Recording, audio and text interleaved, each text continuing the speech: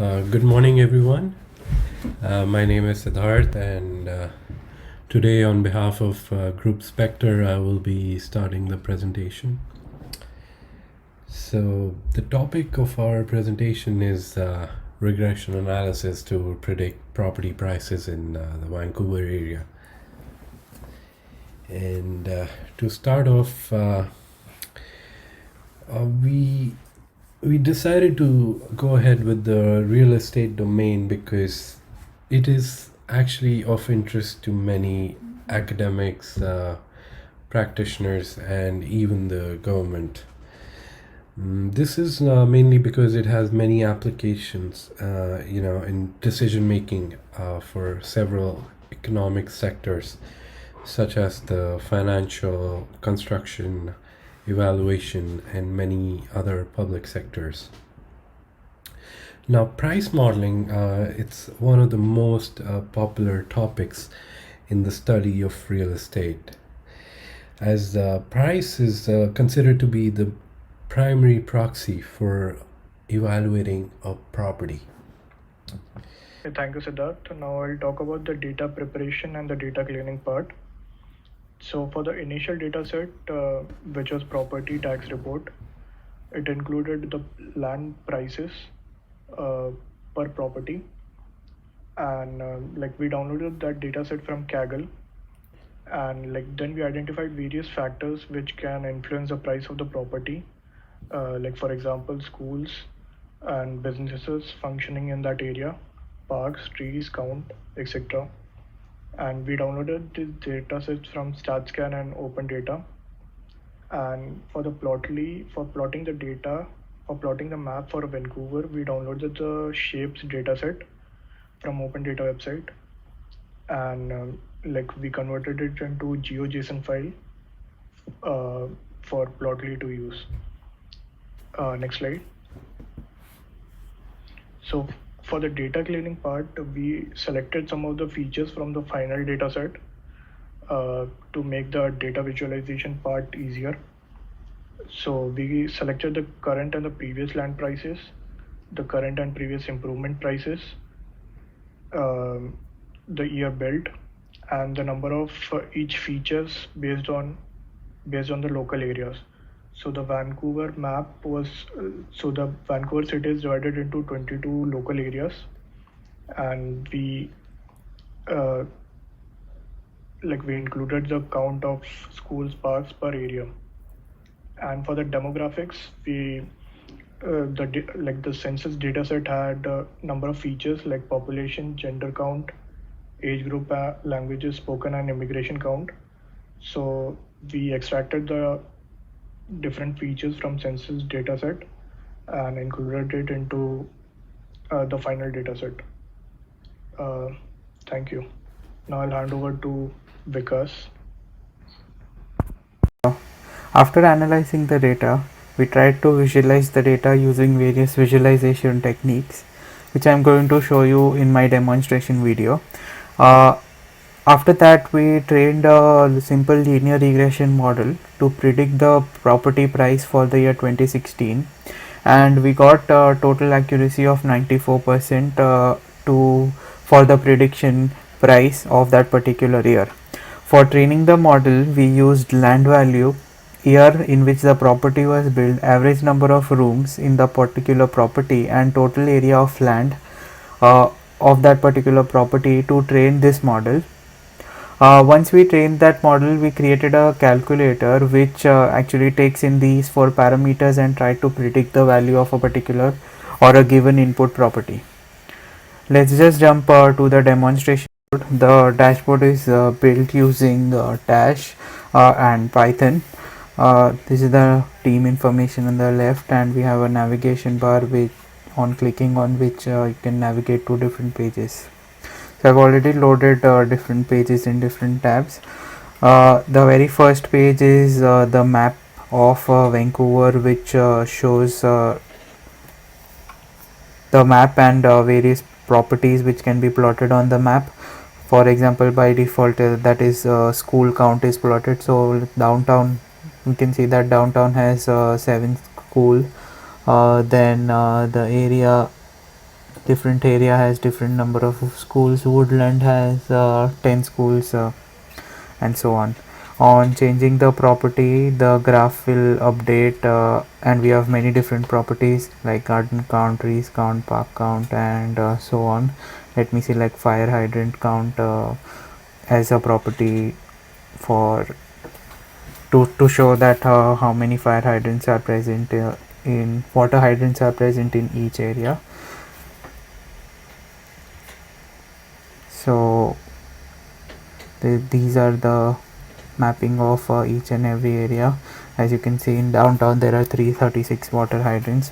On clicking on a particular area, we'll be able to see a bar chart where we see all the streets which are available in that geolocal area, and we can see the mapping of price average of that particular street. So this street has the most expensive houses, and so on, we can see from here. The another page shows many charts. The very first one is average land value based on geolocal area. So this is just the mapping of current land value with the geolocal area. As you can see, West Point Grey has the most expensive houses, and so on. The next graph shows average of old and new land prices based on geolocal area again. So old land prices are the prices before 2015, and the current land price is 2016 price rate. The old prices are mapped using a bar chart, and the new prices are mapped using line. From this we can see that the prices of the property have increased over time, and there is no sign of decrease in the price of the property.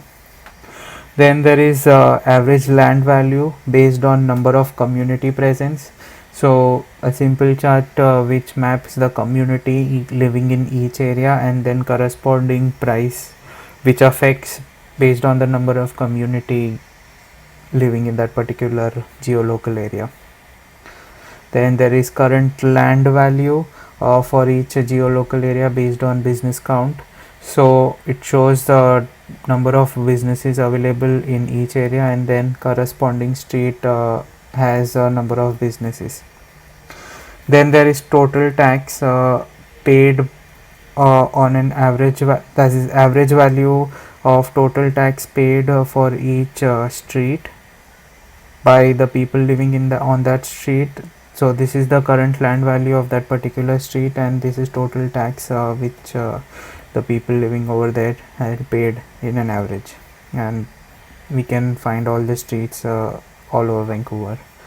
The next graph shows simple average rent based on geolocal area. So each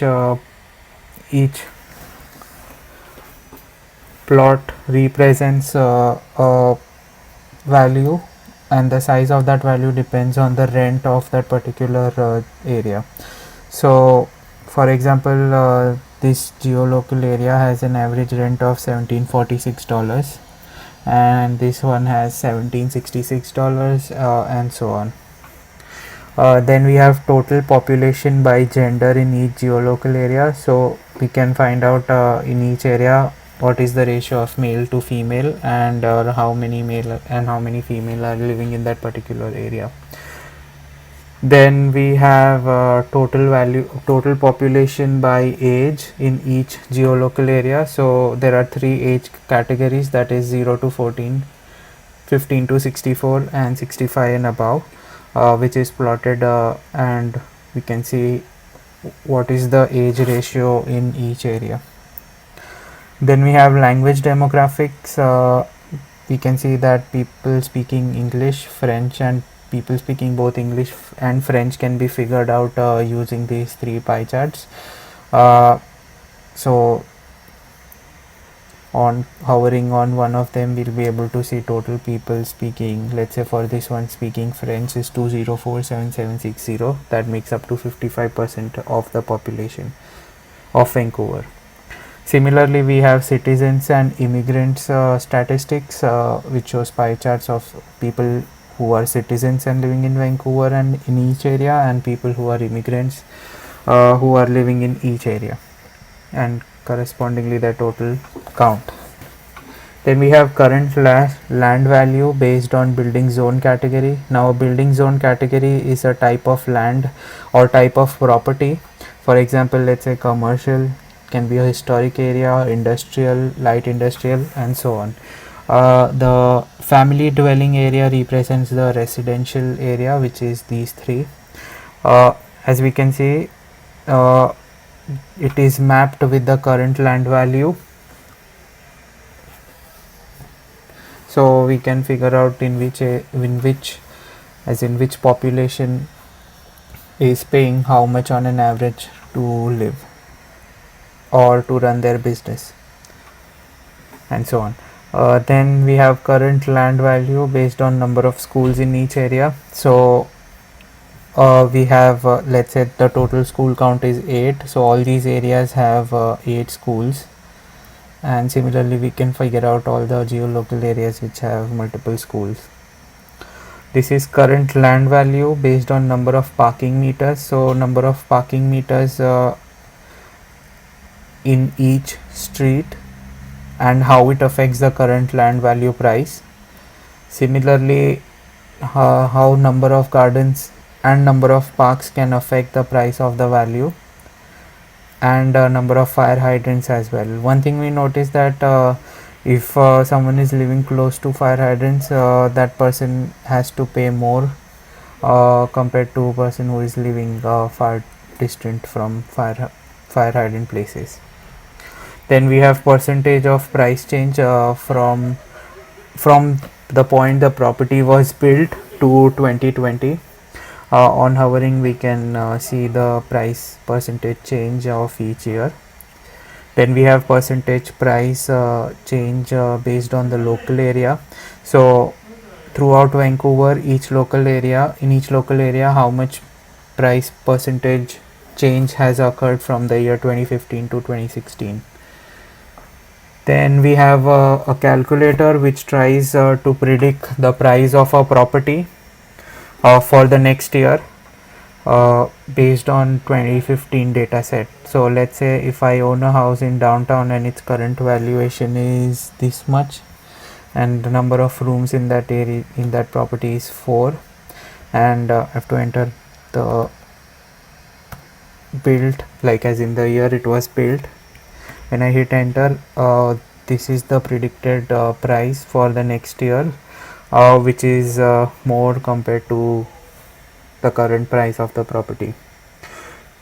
This is everything for the demonstration aspect. Thank you for watching our presentation.